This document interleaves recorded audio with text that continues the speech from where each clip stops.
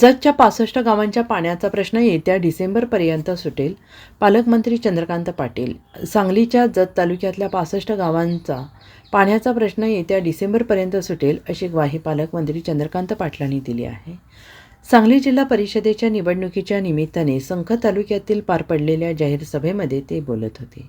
जत तालुक्यात जिल्हा परिषद निवडणुकीसाठी भाजप आमदार गोपीचंद पडळकर यांच्या नेतृत्वाखाली भाजपा स्वबळावर निवडणुका लढवत आहे आणि या निमित्ताने संखमध्ये आमदार गोपीचंद पडळकर यांच्या उपस्थितीमध्ये पालकमंत्री चंद्रकांत पाटलांची प्रचारसभा पार पडली. या सभेतून पालकमंत्री चंद्रकांत पाटलांनी जत तालुक्यातल्या पाण्यापासून वंचित असणाऱ्या 65 गावांना येत्या डिसेंबरपर्यंत पाणी मिळेल हे लेखी देतो अशी ग्वाही दिली आहे.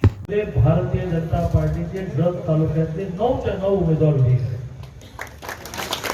गोपीचंद मोठी यादी मांडली, काय काय केलं. त्यातल्या पाण्याचा विषय तुमचा जिव्हाळ्याचा असल्यामुळे पालकमंत्री हा त्या जिल्ह्याचा मुख्यमंत्री मानला जातो. मी या जिल्ह्याचा पालकमंत्री अधिकृतपणे आपली आपल्या सगळ्यांसमोर मांडतो.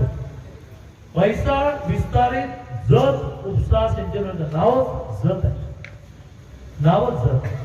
म्हैसाळ विस्तारित योजनेतून जत तालुक्यातील पूर्णपणे व अंशतः वंचित एकूण 65 गावातील अंदाजे 26,500 हेक्टर म्हणजे 26 दुने 52 55 65,000 एकर जमिनीला डिसेंबर पर्यंत पाणी मिळणार आहे. त्या योजनेची किंमत आहे 2118 कोटी 44 लाख. 57 किलोमीटर पैकी 51 किलोमीटर खोदकाम पूर्ण झालं. 49 किलोमीटरचे पाईप अंतरून झाले. 49 किलोमीटर नलिका अंतरणाचे काम पूर्ण झाले. 89% काम पूर्ण झालं. उर्वरित काम प्रगतीपथावर असून जत तालुक्यातल्या संख व अन्य तलाव अंशतः भरून डिसेंबर 2026 अखेर सिंचनाचा लाभ देण्याचं नियोजन आहे. पालकमंत्री मला पालकमंत्री म्हणून तुम्हाला शब्द देतोय, लेखी देतो आहोत. कारण तुमच्याकडे खाली सही करून देतो.